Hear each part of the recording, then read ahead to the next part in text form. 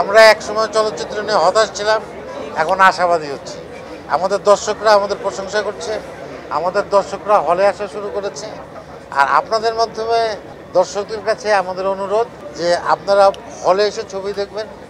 এর মধ্যে অনেক দুর্ঘটনাও ঘটে, অনেক ছবি পাইরেসি হয়, নানানভাবে দেখে। সেটা না করে আপনারা যদি হলে এসে ছবি দেখেন, হলে এসে ছবি দেখলে আরও ভালো ভালো ছবি, আমাদের যারা প্রযোজক আছেন, খসরু ভাই আছেন, কালাম ভাই আছেন, ওনারা সাহসী উঠবেন। ওনারা যদি আবার নতুন করে ছবি তৈরির কথা চিন্তা করেন, তাহলে একজন ভালো ডিরেক্টর ছবি বানাতে পারবে। আমরা ভালো অভিনয় করার আবার সুযোগ তৈরি করব এবং আপনারাও একটু পরবর্তীতে ভালো ছবি দেখার আপনাদের সুযোগ তৈরি হবে। তো এইটাই হচ্ছে মূল কথা, যে আপনারা আমাদের সঙ্গে থাকবেন, আমরা সবাই মিলে আমাদের ছবিকে আবার সামনের দিকে নিয়ে যাব। দর্শকদের তো আমরা হলে বসেই বুঝতে পারি যে ছবি কেমন লাগছে। এবং আমার পরিবারও ছিলেন, আমার স্ত্রী ছিলেন, চঞ্চলের পরিবার ছিল।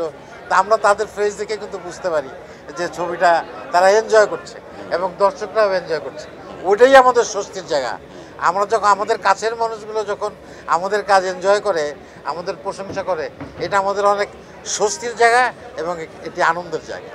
আপনারা তো দেখছেন ছবি, আজকে ছবি দেখে কি আপনাদের কাছে এই যে প্রশ্নটা যে ইনসাফ 2 আসবে কিনা, তো আমরা তো সিনেমাতেই মনে হয় যে একটা কিউ রেখে গেছি, তো সেখান থেকেই আপনারা বলতেছেন অবশ্যই ইনসাফ 2 অবশ্যই হবে এবং ইনসাফ 2 এই ইনসাফকে বিট করবে। এই ইনসাফের থেকে অনেক ভালো, অনেক বেশি অ্যারেঞ্জমেন্ট, অনেক ভালো গল্প এবং অনেক ভালো টেকনিক্যাল হচ্ছে যে সহযোগিতা নিয়ে আমরা ইনসাফ 2 আসব। এবং আমরা মনে করি যে এই ইনসাফ ছবি দিয়ে আজকে শরীফুল রাজ যে অবস্থানে গিয়েছেন, তো আমার কাছে মনে হয় না যে শুধুমাত্র ঈদের ছবি কারো দখলে থাকবে, একজনের দখলে বা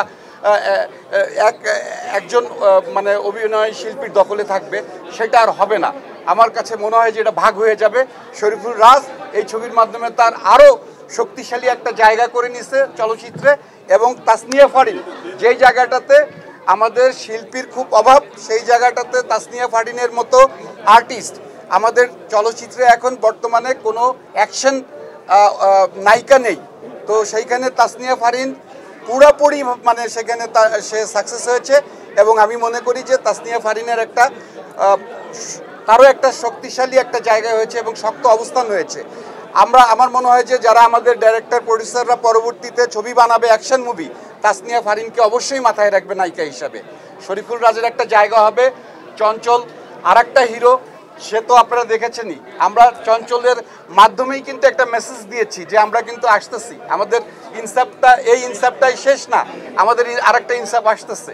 সো আর হচ্ছে মিশা সওদাগর অসাধারণ অভিনয় করেছে। আমাদের হচ্ছে মোশাররফ করিম গুণী শিল্পী, মোশাররফ করিমকে আমাদের চলচ্চিত্রে পাওয়া, চঞ্চলকে পাওয়া, আর হচ্ছে যে আমাদের ইয়েকে পাওয়া